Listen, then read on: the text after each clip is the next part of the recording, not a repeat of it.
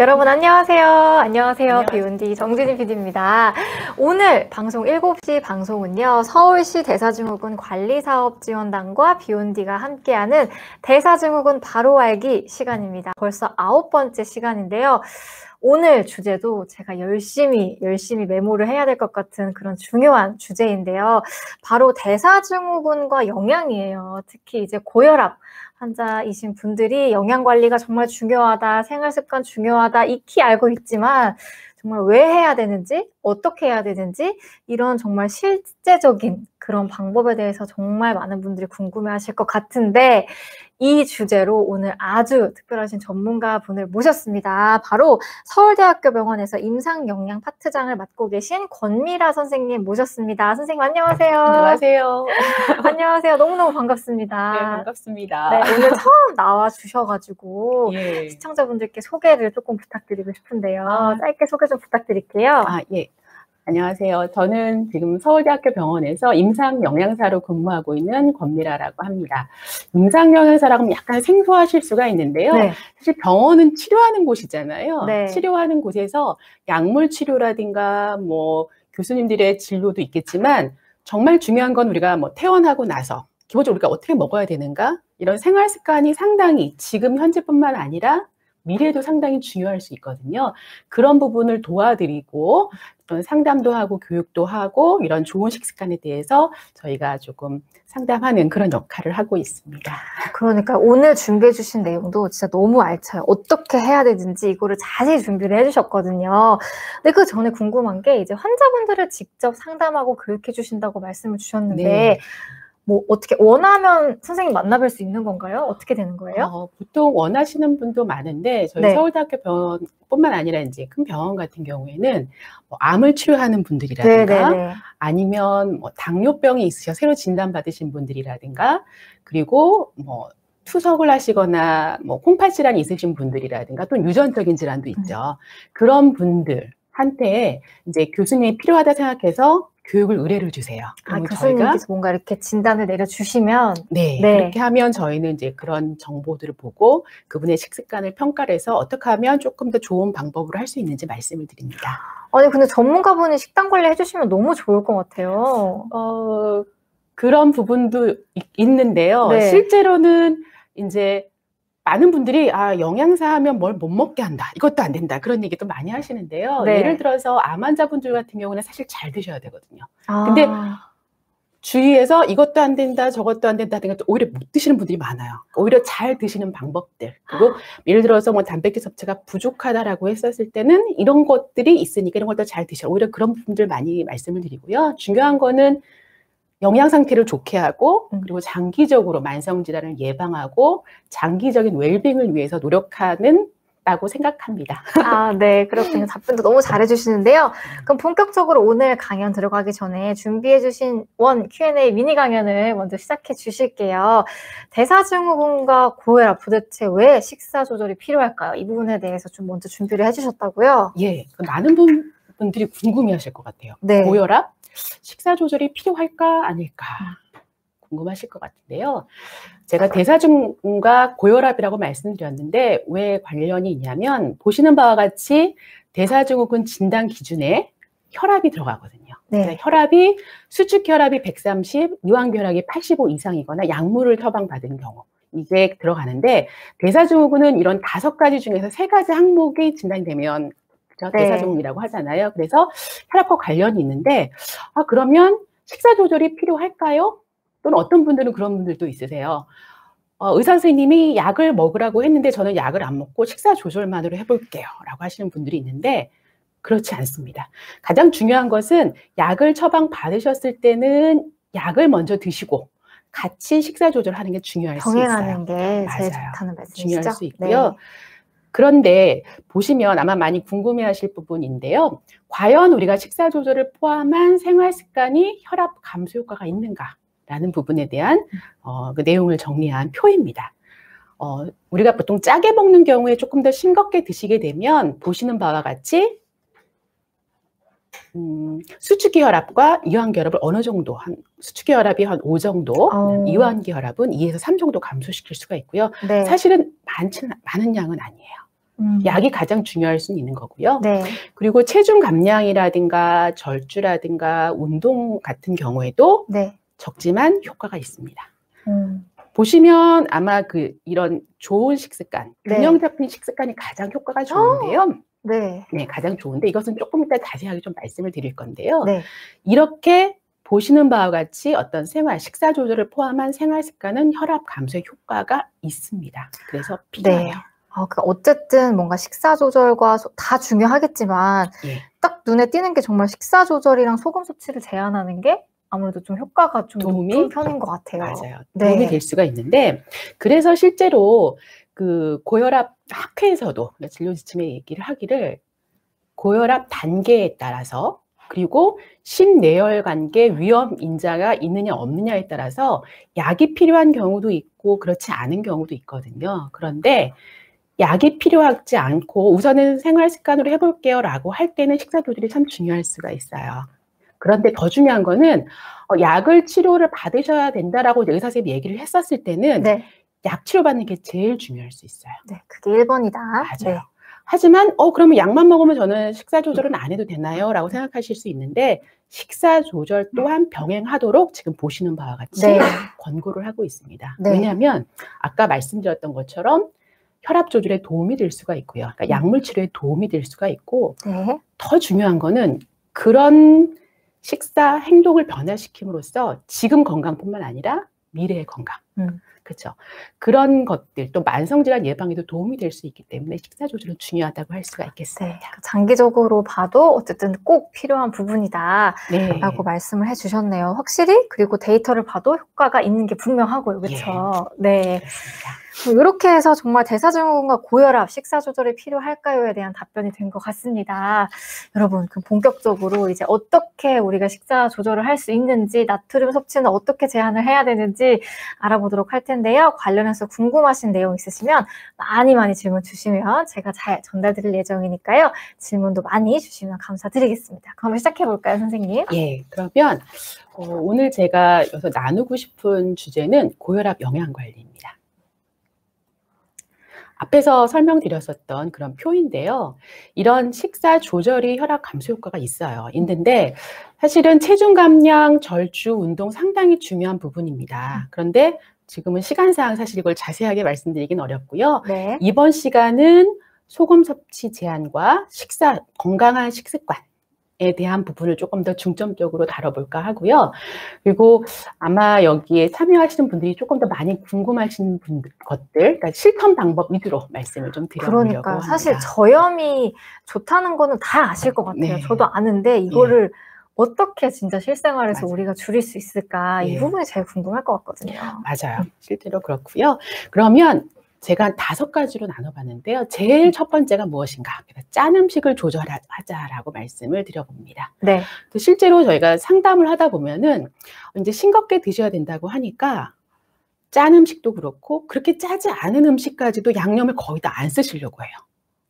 그런데 우리가 살아가는 데 있어서 사실은 먹는 기쁨은 상당히 중요하잖아요. 가장 큰 낙 아닐까요? 그렇죠. 네. 그런데 저는 이렇게 바꾸고 나니까 맛이 하나도 없고 사는 낙이 없어요 하시는 분들도 있어요. 근데 이럴 때는 실제로 그렇게 하시는 것보다 조금만 먹어도 많이 짠 음식을 줄이게 되면 다른 것들은 그냥 굳이 조절 안 해도 되거든요. 아, 그래요? 네. 그래서 그런 부분들을 조금 더 말씀을 드려볼까 합니다. 자, 그러기 전에 우리가 조금 헷갈리는 용어를 조금 정리를 해봐야 될 것 같은데요. 어디에서는 싱겁게 먹어야 되니까 나트륨을 조절을 해야 된다. 어느 경우는 뭐 소금을 제한해야 된다 이런 얘기들 많잖아요. 네. 그렇죠. 그래서 실제로 나트륨과 소금은 같은 건가요? 라고 얘기를 하시는 부분이 많은데 앞으로도 아마 나트륨, 소금에 대한 부분이 나올 건데요. 이거를 좀 정리를 해보려고 합니다. 나트륨은 뭐냐면 아마 다 아시겠지만 우리가 살아가는데 꼭 필요한 영양소가 있죠. 영양소가 탄수화물, 단백질, 지방 많이 들어보셨을 거예요. 우리가 살아가는데 에너지를 내는 그런 영양소. 탄수화물, 단백질, 지방이 있고요. 비타민, 무기질도 들어보셨을 거예요. 네. 비타민, 무기질은 에너지를 내지는 않지만 우리가 살아가는데 근육도 움직이고 걷고 뭐 하는데 그거를 도와주는 역할을 하는 그런 미량 영양소라고 하는데요. 여기 보시면 무기질, 무기질 중에 하나가 나트륨입니다. 네. 무기질하면 조금 생소하실 수 있는데요. 우리 칼슘 들어보셨죠? 네. 그리고 우리가 빈혈 예방에 철분이 필요하다는 얘기 들어보셨을 거고요. 그와 비슷한 종류, 무기질 중에 일종이 바로 나트륨입니다. 나트륨은 사실은 우리가 살아가는데 꼭 필요한 거예요. 그래서 신경 전달에도 이용이 된다라고 하고, 우리 근육 수축 이완에도 연관이 된다고 하고, 그리고 우리 몸에 수분을 일정하게 유지해주는 데도 도움되는 되게 중요한 무기질이기 때문에 안 드시면 안 돼요. 나쁜 음식이 아니고 상당히 중요한 건데, 만약에 너무 과잉 섭취했을 때 내가 혈압 조절이 필요하다라고 하면 나트륨을 조금 조절하는 게 필요할 수 있다라고 하는 겁니다. 네. 결론은 필요한 만큼은 나트륨을 섭취를 해야 되지만 과잉되지 않도록 하는 것이 혈압 조절에 도움이 될 수 있다라고 하는 거고요. 네. 그러면 왜 소금과 연관이 있느냐? 바로 나트륨이 가장 많이 포함된 식품 중에 하나가 바로 소금이어서 그래요. 예, 그래서 소금의 주성분이 염화나트륨이라고 하거든요. 네. 보시면 NaCl인데 이 NA가 바로 나트륨. 나트륨입니다. 맞아요. 네. 그래서 나트륨을 조절하려면 소금 조절하는 것이 같이 따라와야 되겠죠. 네. 그래서 이렇게 혼용되는 거라고 생각하시면 될 것 같습니다. 네. 아마 저희가 무슨 과자라든가 라면 같은 봉지를 보면 거기에 영양 표시가 되어 있는 거 성분표처럼 이렇게 나와 있잖아요. 맞아요. 영양 성분표. 거기에서 예전에는 에너지가 가장 윗줄이었는데요. 지금 뭐가 윗줄인지 아세요? 선생님? 설마 나트륨인가요? 맞습니다. 아, 진짜요? 예, 그만큼 우리가 나트륨에 대해서 조금 더 관심을 갖자라고 하는 의미로 이제 첫 번째 놓은 것 같은데요. 그러면 이 나트륨은 좀 생소하니까 이것을 소금량으로 좀 환산을 하고 싶다라고 생각할 수 있잖아요. 네. 조금 더 간단하게 말씀드리면 소금량은 바로 나트륨 양에다가 2.5를 곱하면 돼요.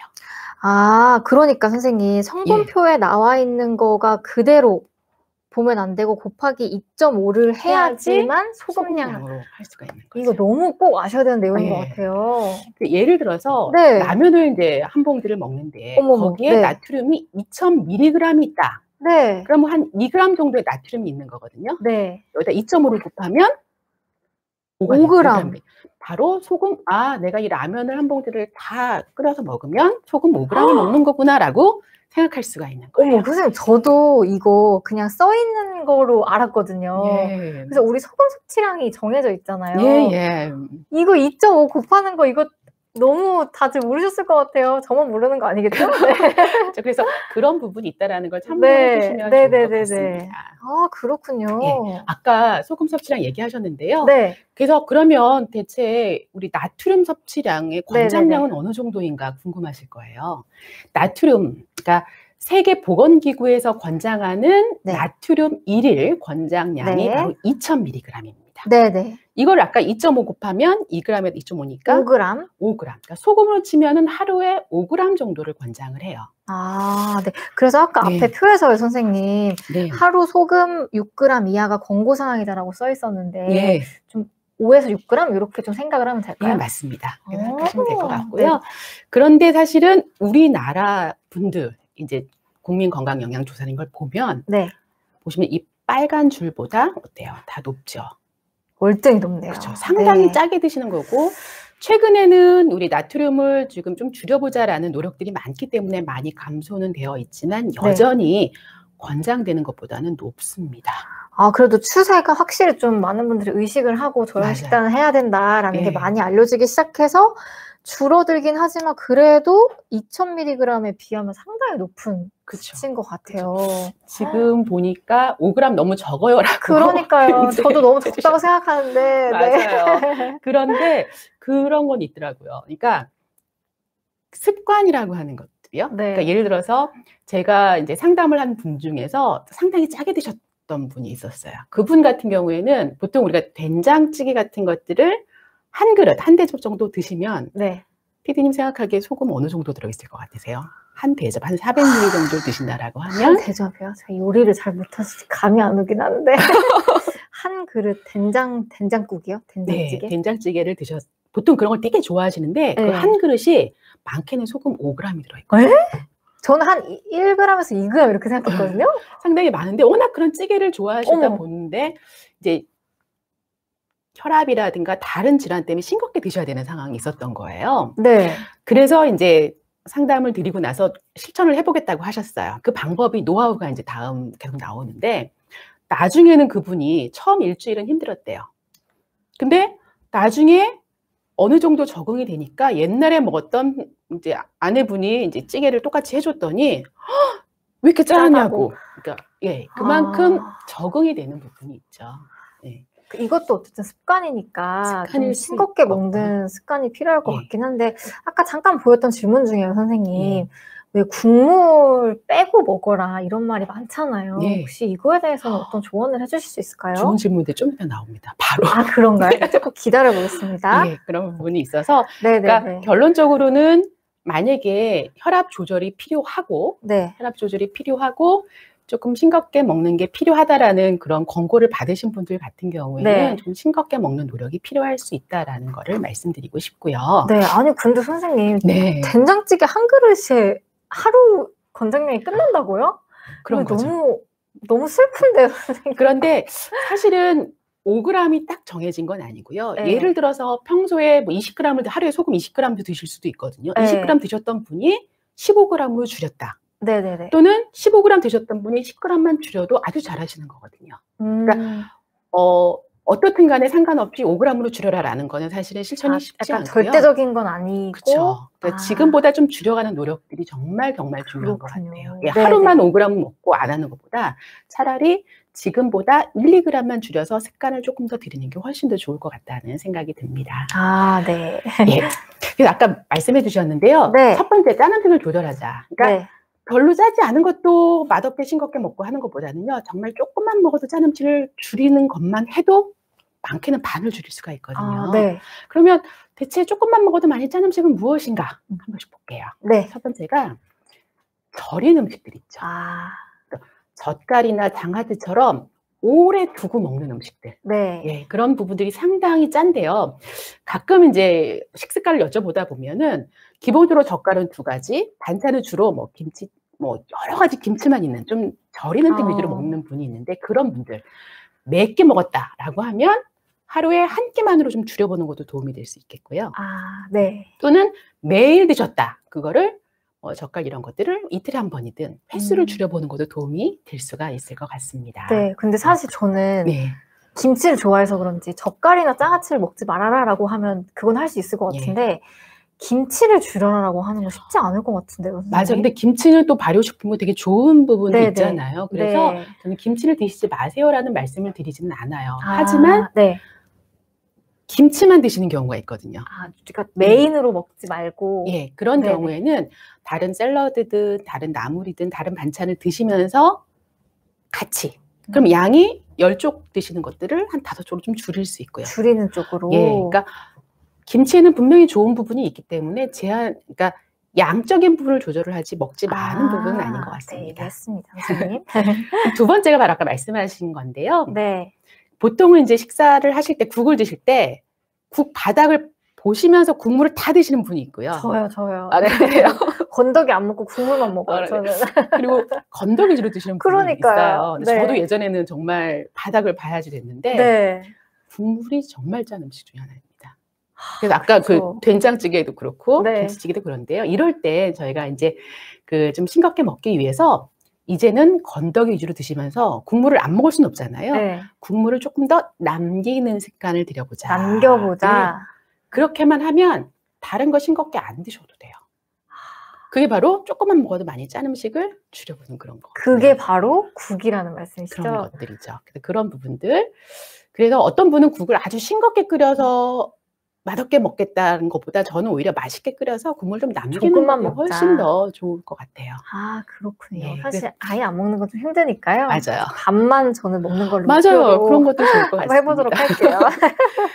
그리고 생각보다 가공식품이 자연식품보다 나트륨이 많습니다.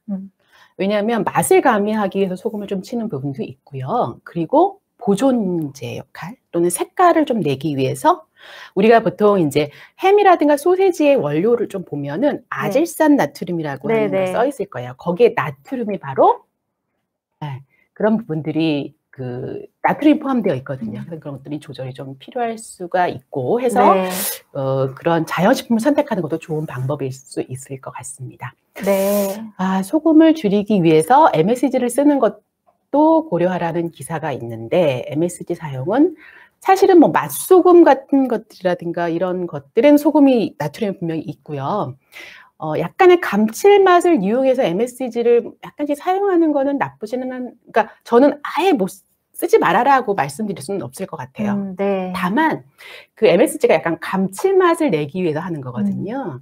그래서 약간 우리가 뭐 버섯이라든가 뭐 다시마라든가 이런 것들을 조금 끓여서 육수를 내는 것도 또 좋은 방법일 수 있지 않을까라는 생각이 듭니다. 그렇군요. 네. 그럼 또 계속해서 설명 이어가 주실까요? 예. 그래서 조금만 먹어도 많이 짠 음식에 대해서 이제 말씀드릴 때 예를 들어서 소금에 절인 자반 고등어라든가 그런 거라든가 아니면 정말 팔팔 졸여가지고 드시는 것 같은 것들을 조림 이런 거요? 예, 조림 같은 것들을 조리 방법을 예를 들어서 그냥 소금을 치지 않고 그 자체로도 구워도 보면 제가 먹어보면 바다에서 난 거잖아요. 네. 어느 정도의 간이 돼 있어요. 있죠? 예, 그거를 간장에 조금 찍어 먹거나 해도 보시는 바와 같이 소금 양을 3g에서 많이 줄일 수가 있거든요. 저 여기서 질문이요. 예. 간장 소스는 괜찮나요? 그것도 좀 이따 나오는데요. 네. 좀 이따가. 예. 네, 조금만 기다려 볼게요. 예, 본방 사수. 네. 해야 되나요? 근데 고등어 진짜 저도 너무 좋아하는데요. 예. 간을 안 하고 그냥 예. 그 본연의 맛을 살리는 쪽으로. 살리면서 바로 찍어서 먹을 수 있는 방법으로 하는 것도 또 좋은 방법이 아닐까 생각이 되고요. 네. 그런 부분들, 그것이 조금 소금량을 줄일 수 있다는 방법을 말씀드리고 싶고요. 선생님 방금 아까 슬라이드 중에서 예. 소금량이 7.5g에서 1.1g으로 줄었어요. 이거 뭐 예. 그러니까 이거 좀만 더 설명해 주세요. 궁금해요. 이거는 어떤 내용이냐면 기본적인 식사가 우리 일반 식사에 찌개도 얼큰하게 국물까지 다 먹고 네. 그리고 뭐 자반고등어라든가 조금 더 많이 졸여서 먹은 것들을 먹고 조를 먹고 그다음에 김치를 드시고 시금치도 아주 간간하게 하셨다. 실제로 해박 소금의 양을 봤더니 한 끼에 7.5g이 들어있대요. 그러면 하루 섭취량을 이미 초과해버리는. 예, 이렇게 한 3끼만 드셔도 20g 넘어가 버리네요. 예. 그래서 아까 말씀드렸던 그 나트륨은 평균적인 거라서 짜게 드시는 분은 훨씬 짜게 드시는 분도 있더라고요. 그렇군요. 예, 그것들을 약간 국물을 조금 줄이고 그리고 염장식품을 조금 더 줄여보는 노력들, 소금을 간을 많이 안 하고 고소한 다른 양념들을 이용을 하셨을 때 소금량을 많이 줄일 수 있다는 거고요. 이 부분은 조금 고소하고 맛있게 드시는 방법은 바로 두 번째 방법으로 말씀을 드리겠습니다. 조금 더 기다려 볼게요. 예. 네, 안나 제이제이님도 항상 생고등어 사서 구우신다고 충분히 짭짤하다고. 예, 되게 좋은 실천 방법이신 것 같네요. 아주 잘하고 계신 것 같습니다. 조무선님께서도 생선구이에 간장은 꼭 찍어 먹어야 된다고 말씀을 주셨는데요. 조금 이따가 설명을 들어보도록 하겠습니다. 그리고 이것은 뭐 제가 직접 한 건 아닌데 식품의약품안전처에서 이제 분석을 해봤는데요. 국물된 음식 있죠. 국물된 음식의 나트륨량을 봤더니 7g 정도 들어있어요. 확실히 많네요. 예.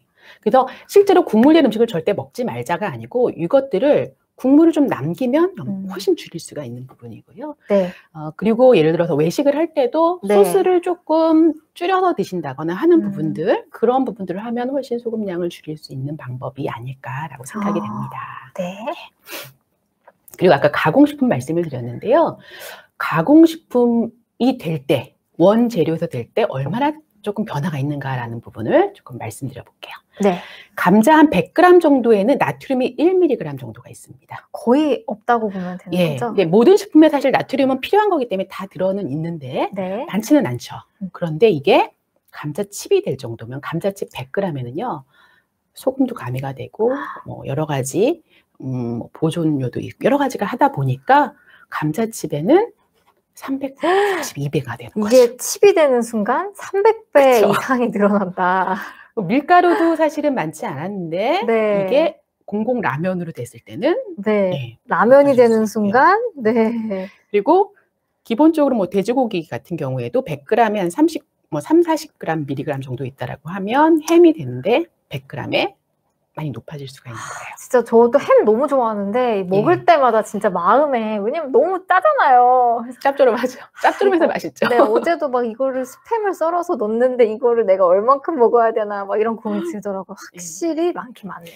그래서 할 수 있다라고 하면 네. 그러니까 가공식품을 안 먹을 수는 없어요. 네. 안 먹을 수는 없는데 조금 더 예를 들어서 오늘의 간식은 감자칩 대신에 감자를 좀 구워 먹어볼까라든가 이렇게 하는 것도 그 소금량, 나트륨을 조금 더 줄이는 방법일 수 있겠습니다. 네, 조모서님 소파에 누워서 감자칩 먹으면서 TV 봐야 되는데 저도 감자칩 너무 좋아하는데요. 이제 좀 감자로 한번 같이 바꿔보면 좋을 것 같습니다. 네. 예. 두 번째 실천 방법이 바로 싱거우면 맛이 없을 텐데 라고 하는데 맛있게 드는 방법을 조금 더 소개를 해드려 볼까 해요. 그런 방법이 있나요, 선생님? 네, 그래서 실제로 제가 이제 상담을 하다 보면은 네. 저 싱겁게 먹기 위해서요 간을 하나도 안 하고 양념도 하나도 안 하니까 풀만 뜯고요 그냥 뭐 밥만 먹고요 너무 맛이 없어요 무미해요 라고 얘기를 하시거든요. 근데 절대 그렇지 않습니다. 소금기가 없는 양념들을 충분히 사용하실 수가 있거든요. 네, 어떤 것들이 있죠? 예를 들어서 후추라든가 어떤 분은 고춧가루, 그러니까 예를 들어서 김치를요 저는 싱겁게 먹으려고요 김치를 씻어서 먹어요 라고 하시는 분들 너무 많아요. 네. 근데 생각해보면 배추를 씹을 때랑 김치를 헹궈가지고 고춧가루가 없는 그냥 걸 씹는 거랑은 다르잖아요. 다르죠. 그렇죠. 왜냐면 절였기 때문에 그런 경우에는 고춧가루만 없어진 김치를 먹는 거예요.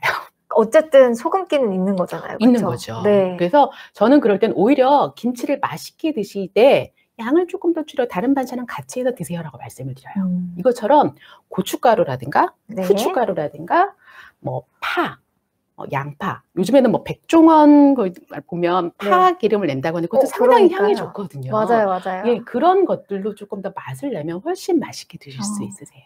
맛있게 드실 수 있고요. 향을 조금 더 가미해라. 이것도 진짜 그쵸. 팁인 것 같아요. 향을 내면 약간 매콤한 맛, 약간 그렇게 하게 되면 싱거워도 드실만 하거든요. 네네. 두 번째가 이제 예를 들어서 새콤달콤하게 새콤달콤한 거. 네. 뭐 약간의 설탕이라든가 레몬즙 같은 경우 새콤하게 되면 우리 약간 초절임 같은 경우에는 간을 많이 안 해도 드실만 하잖아요. 네네. 그렇죠. 그런 부분들을 좀 활용해 보실 수도 있으세요.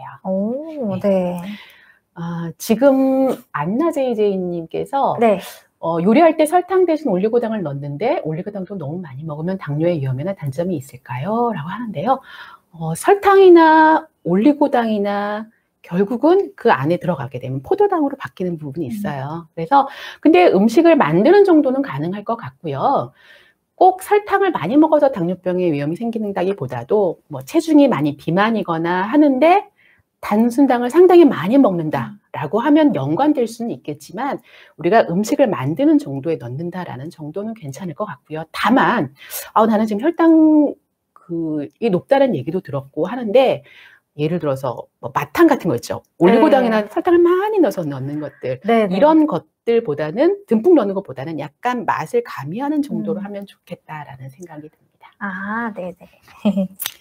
예, 그리고 이제 다음이 또 고소하게 드시는 방법인데요. 네. 우리 예를 들어서 호박 같은 것들을 호박을 이제 짜게 해서 볶는 것보다 그냥 호박 전 생각해 보시면 간을 많이 안 해도 고소한 맛이 있죠. 네, 그거는 그렇게 그래서 많이 안 하는 것 그렇게 고소하게 새콤달콤하게 향이 있게 드시게 되면 소금기가 많이 없어도 조금 드실만 할 수 있을 것 같아요. 이거 세 가지 기억하시면 좋겠네요. 향이 있게, 그다음에 새콤달콤하게, 혹은 고소하게. 이거 기억해 주시면 좋을 것 같습니다.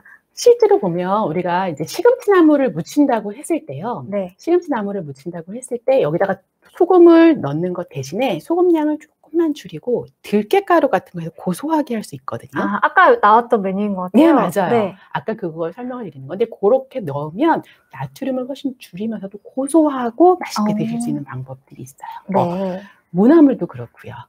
무나물은 뭐죠, 선생님? 그러니까 무나물 같은 우리 무를 해가지고 약간 볶아서 드시는 건데 거기도 들깨를 넣으면 소금 많이 안 넣고도 그래요? 네, 약간 고소한 맛이 있으니까 그 맛들이 싱거워서 맛없다라는 걸 훨씬 더 줄여주시고요. 실제로 이렇게 실천해 봤을 때 훨씬 더 약간 그런 좋다라고 하시는 분들이 많으시더라고요. 그렇군요. 지금 여기 나오는 그런 요리법은 식품의약품 안전처에 나오는 들어가시면 네. 외식 성분표라든가 이런 자료집에 잘 나와 있으니까 관심 있으신 분은 또 보셔도 좋을 것 같습니다. 아, 이런, 그러니까 음식 어떻게 조리하는지 이런 것도 좀 나와 있나요? 네, 맞아요. 아, 그래요? 예, 식품의약품안전처의 안전나라라고 보시면 거기에 네네네. 나트륨을 줄이는 것들이 상당히 중요한 건강 이슈거든요. 네. 그런 것들을 실천하는 방법들이 많이 나와 있습니다. 아, 그렇군요. 네, 예. 식약처 안전나라에 들어가시면 찾아보실 예. 수 있다고 합니다. 네. 조무선님이 당뇨병 있으면 포도당 수액 못 맞나요? 라고 하시는데요. 네, 실제로 당뇨병이 있는데 치료상 꼭 필요하다라고 하면 의사 선생님 판단하에 결정할 수 있는 부분일 것 같고요. 본인이 결정하실 거는 아닐 것 같습니다. 네. 예. 세 번째 실천 방법은 뭐냐면요. 네. 아까 말씀드렸던 간장 소스에 대한 양념장으로 대체해라. 맞아요. 소금간 대신 양념장으로 이용하자라고 말씀드리고 싶은데요. 네. 제가 피디님한테 여쭤보고 싶은 게 네. 있어요. 우리가 소금도 짜다고 생각하고요. 네. 간장, 된장, 고추장도 짜죠. 네. 그거를 소금 1g, 간장 1g, 된장 1g을 각각 분석했을 때 뭐가 제일 짤까요? 나트륨이 어느 것이 가장 많을까요? 저는 아무래도 소금이 제일 짤 것 같아요. 예, 그 다음에 정답입니다. 아, 맞나요? 네, 맞습니다. 아, 네. 순서까지 말씀드리려고 그랬는데 아, 그러세요? 벌써 끝났나요? 네. 자, 보시면 소금 1g에 해당하는 정도가 보이실지 모르겠지만 조금 더 쉽게 말씀을 드리면 계란 후라이를 한 2개 정도를 했을 때 톡톡톡톡 뿌리는 정도라고 생각하시면 돼요. 그게 1g에 해당한다. 예, 사실 많지 않죠. 너무 조금이에요. 이렇게 한 꼬집씩 넣잖아요, 그쵸. 보통. 그래서 이런 정도가 1g 정도고 사실은 우리가 하루에 5g 권장을 하는데 우리가 보통 간을 하나도 안 하고 네. 그냥 밥과 그냥 반찬들을 3끼 식사를 보통 일반적으로 먹었다라고 해도 소금이 들어있어요. 자연적으로 아까 나트륨이 들어있었으니까요. 그러니까요. 네. 그래서 1-2g 정도가 들어있기 때문에 실제로 소금 5g이라고 치면 아침에 한 끼에 1g, 점심 한 끼에 1g, 저녁 한 끼에 1g 먹어도 이미 소금 5g은 다 채워진 거거든요. 네. 사실은 소금을 5g, 우리나라 사람이 워낙 어려서부터 찌개라든가 이런 거에 익숙하셨던 한국 분들이 5g으로 조절하는 거는 사실은 쉽지는 않아요. 그래서 워낙 짜게 드셨던 분이 갑자기 5g으로 줄이지 마시고요. 만약에 15g 드셨던 분이면 10g 정도로 유지를 하시는 것도 좋을 것 같고요. 예. 네.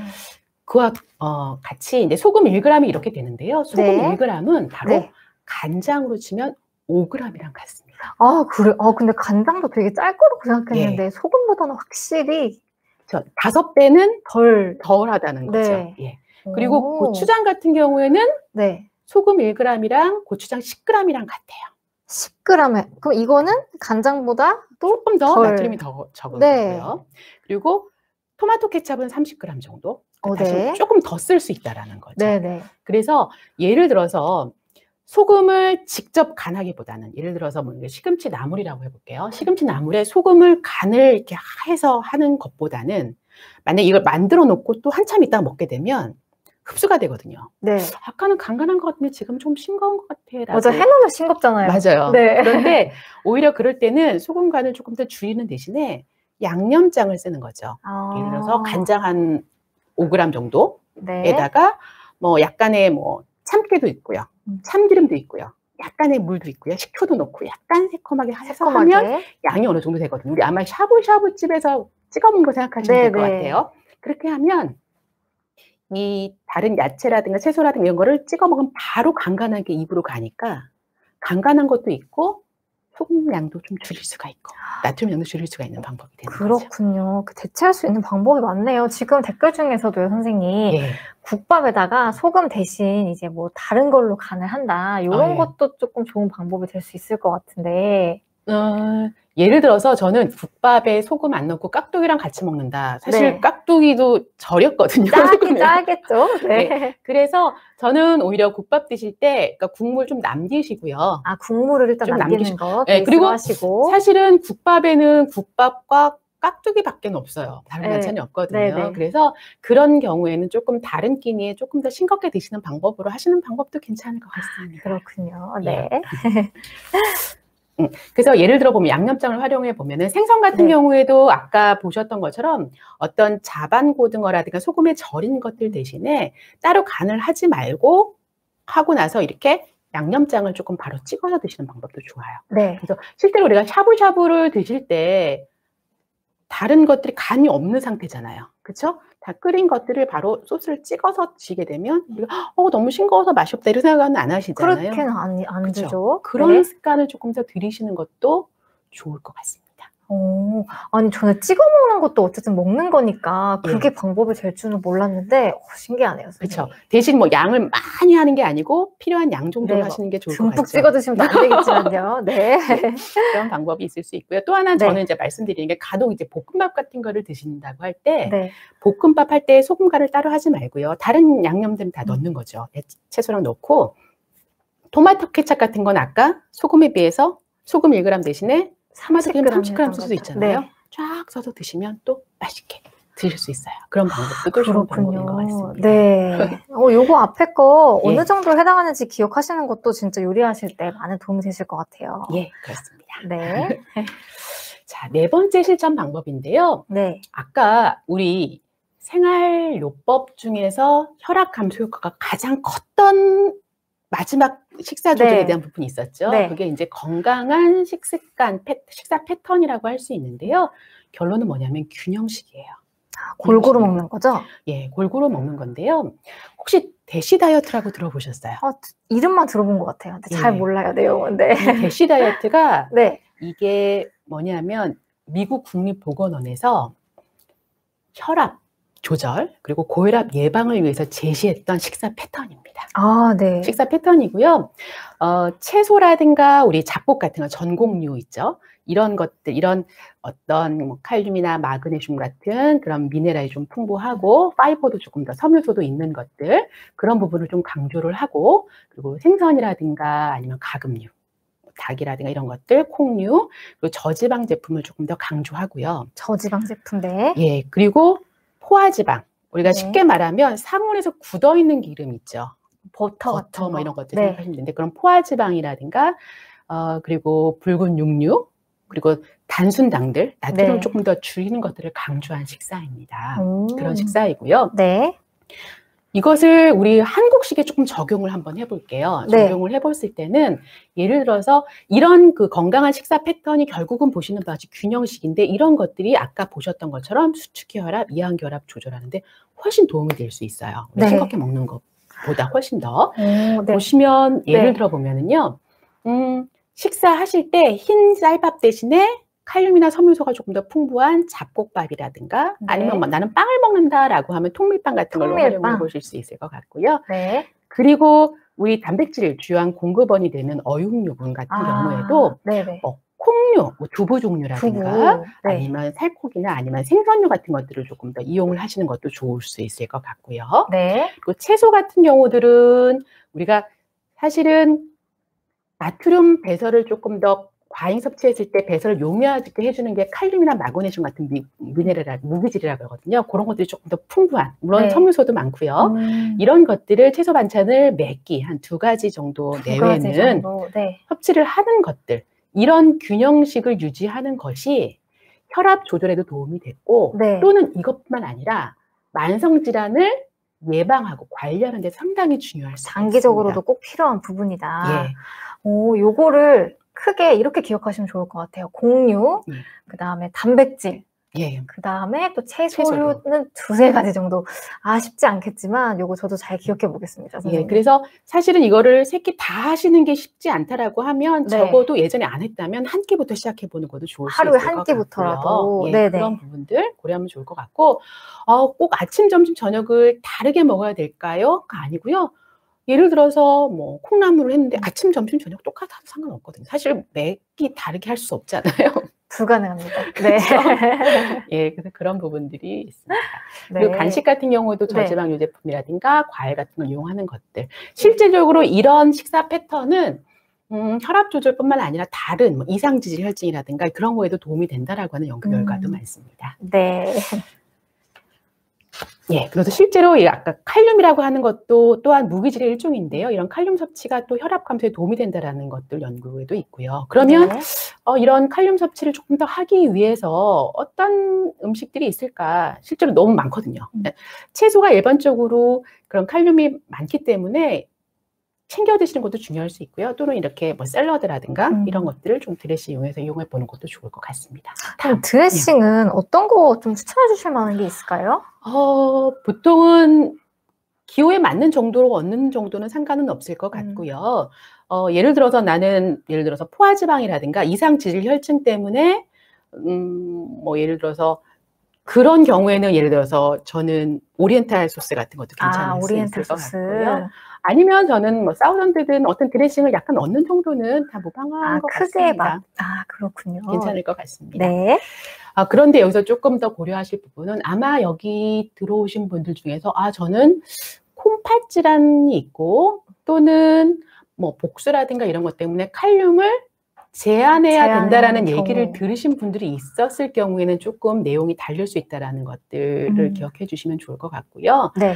실제로 이제 시중에 나트륨을 줄인 저염소금이라고 하는 게 팔리거든요. 네네. 그런데 저염소금 같은 경우에는 나트륨 대신에 칼륨으로 대체를 한 거예요. 이것도 모르시는 분들 많을 것 같아요. 네, 그래서 나는 혈압만 조절하면 된다라고 하면 소금 대신에 그걸 활용하는 것도 나트륨을 줄이는 데 도움이 될 수가 있습니다. 그러니까 오히려 칼륨을 제한해야 되는데 저염을 해라라고 해서 저염 소금을 드시면 큰일 날 수가 더 안 좋을 수 있다. 그래서 만약에 그런 경우에는 그런 것들을 구입하기 전에 조금 병원에서 담당 의료진하고 조금 상의를 해보시는 건 필요할 수 있을 것 같아요. 그렇군요. 이거 진짜 모르시는 분들 많을 것 같아요. 저염 소금이 좀 더 가격대도 있고 뭔가 좀 더 건강에 좋을 것 같으니까 먹으면 좋겠지라고 생각하는데 칼륨이 많이 들어있다는 거 꼭 기억해 주시면 좋겠습니다. 또 하나 오해가 뭐냐면 어떤 분들은 저는 되게 비싼 소금 샀어요. 죽염을 샀어요. 이거는 조금 더 나트륨이 적고 더 싱거우니까 많이 먹어도 되지 않나요? 네. 그렇지 않습니다. 똑같습니다. 정말요?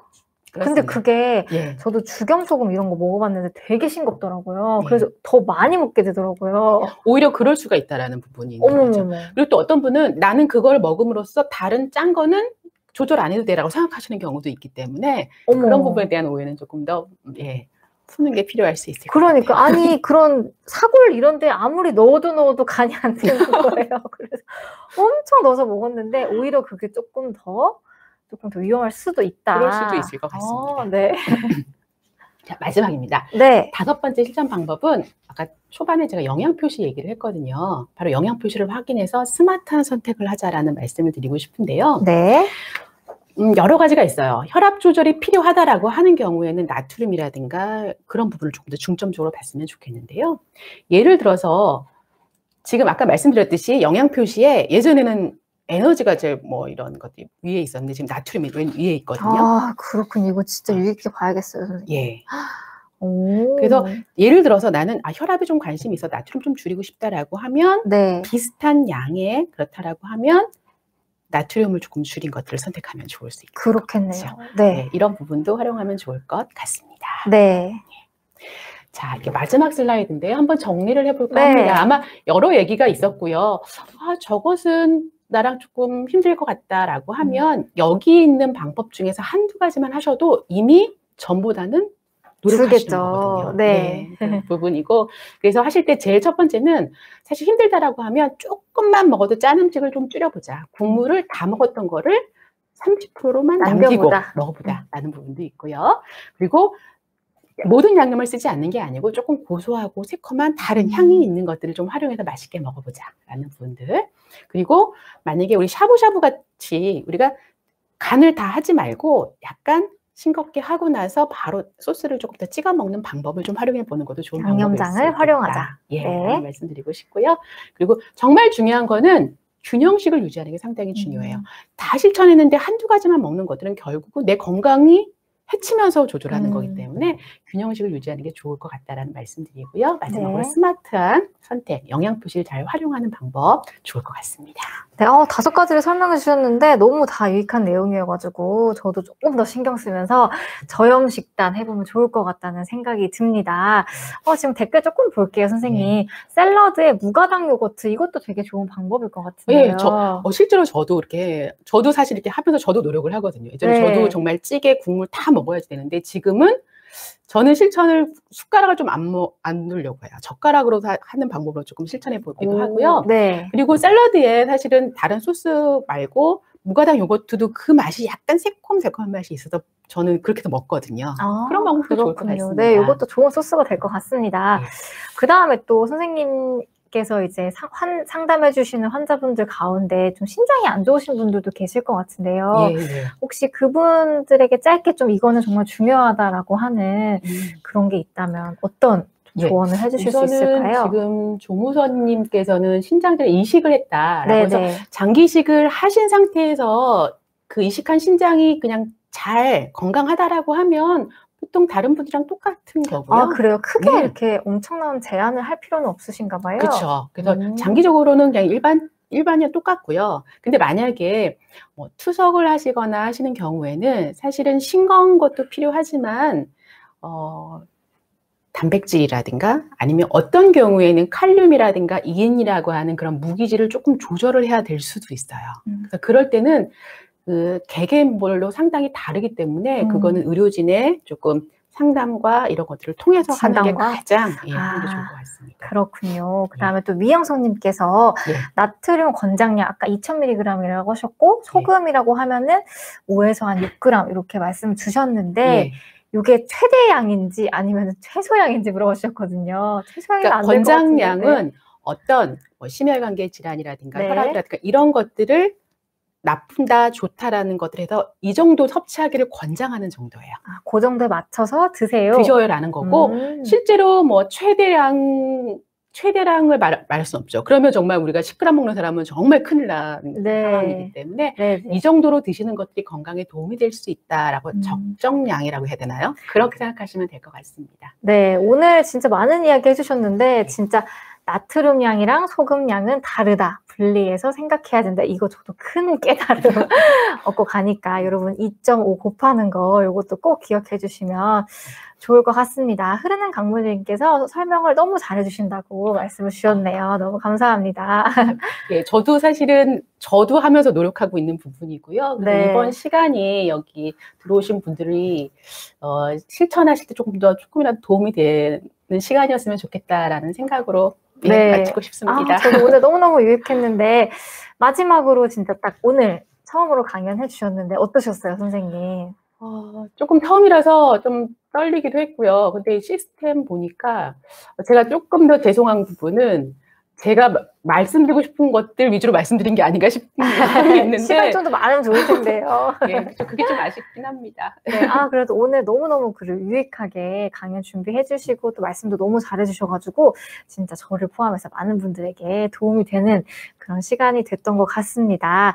그러면 오늘 이렇게 해서 7시 라이브 마무리를 해봐야 될 것 같은데요. 여러분 질문도 많이 해주시고 응원도 많이 해주셔서 너무너무 감사드린다는 말씀 드리면서 원장님 보내드리도록 하겠습니다. 너무너무 감사합니다. 감사합니다.